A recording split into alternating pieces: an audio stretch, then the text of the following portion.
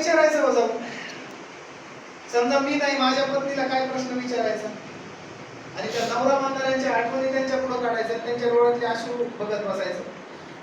पण कुटुंबाचे काय हाल होत आहेत हे असं तुम्ही कल्पनाही करू शकत नाही. एवढी दयनीय अवस्था. समाजामध्ये त्या पत्नीकडे माणसाने वेगळ्या पद्धतीने बघायचं.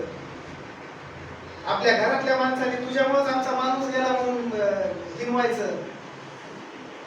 लेकरं शाळेमध्ये गेले, याला बाप नाही म्हणून त्या दुसऱ्या लेकरांनी हिनवायचं. एवढी म्हणजे विचित्र अवस्था. मी त्या लेकरांना सांगत असतो, कारण मला अनुभव आले.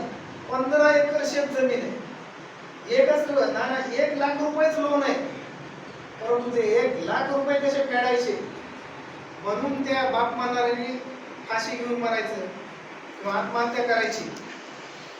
मी त्या लेकरांना सांगत असतो, तुमच्यात एवढं धाडस पाहिजे. वडिलांना तुम्ही असं ठामपणे सांगायचं 15 एकर जमीन आहे आणि फक्त 1 लाख रुपये लोन आहे, 1 एकर फुकून टाकू आणि 14 एकर मध्ये ते लोन फिडू आणि 14 एकर मध्ये इतकं राब राबू की तुम्हाला आयुष्यात कुणाच्या पुढे असं झुकून उभं राहण्याची आवश्यकता पडली नाही पाहिजे.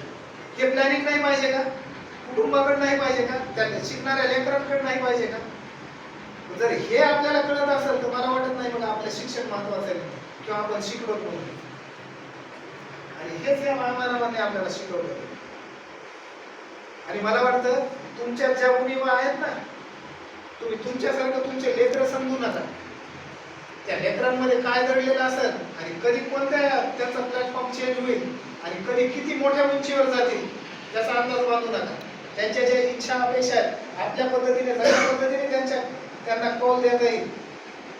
प्रत्येक लेकरू खेळात म्हणजे अभ्यासातच परफेक्ट असतं असं नाही. कदाचित अभ्यासात परिपूर्ण नसणारं खेळात परिपूर्ण असतं, एखादं वक्तृत्व कलेमध्ये परिपूर्ण असते. असे वेगवेगळे गुण त्यांच्यातले लक्षात घ्या आणि तशा पद्धतीने त्यांना चालणार. आणि काही नाही, छोट्या छोट्या अपेक्षा असतात. फिरायला गेलो एखाद्या गार्डन मध्ये